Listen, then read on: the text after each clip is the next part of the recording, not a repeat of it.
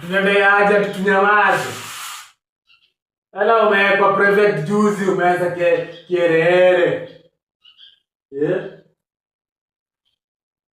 Ni kama dema anatafuta bwana. Kiherehere huku. Mnyamaze. Ndapeleka kwa moldi. Ndaandika noisemaker. Siandike. Wala tunatushtua. Tunadai kusoma tena. Jote unadai kusoma nini? Sukienda Alliance Boys huko. Watu wanasomaga huko. Huku ikishafika prep ya usiku Friday. Makelele. Hadi morning walai. Kama unataka tusome. Mbona kifunza si watu na consume osmosis, diffusion. Unanipata? Osmosis na diffusion. Si hata ni machoba kama hatujasoma.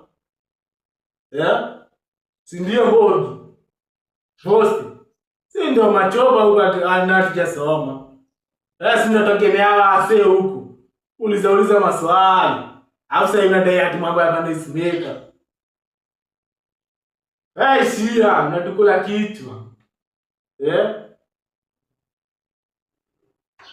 Ama ni vile ulikuwa umechuja juu ya school fees Nakujua, umerudi na moto.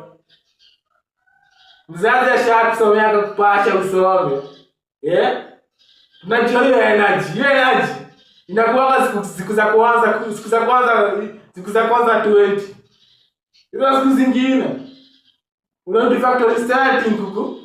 Kadozi. Na kusoma kida exam. Ama ni aje? Hiyo fala kwanza uache. Wacha kuandika maneno noisemaker. Ndio maana unafaa uandike. Ni prayer line. Utapresent uko CU Sunday. Si kuandika maneno noisemaker. Ukiandika prayer line hapo, Mungu anataka akupee hii term na next term. Mungu atajibu maombi. Lakini ufala kuandika maneno noisemaker. Huku tutapiga mambo watona wa videvu huku. Tukienda mtaa. Na tukuibie box. Na tukuibie manguo zote. Kama ule msiaibiwa ule. Tulimtajisha gani? Usumbo watu noisemaker hapa akiwa prefect form 1. Tulimibia nguo zote. Alikuwa anaitwa Hala lakini tulimhitaji mwenda noi. Tulimpata vile nguo zote. Alibia nguo zote cheo ufala. Kwa form 1 alikuwa huku mtiaji kwa noisemaker kwenda kwa prince ati amepigwa ngoto, huyu amepigwa sahani na ule. Anagongwa masaa ya kulala.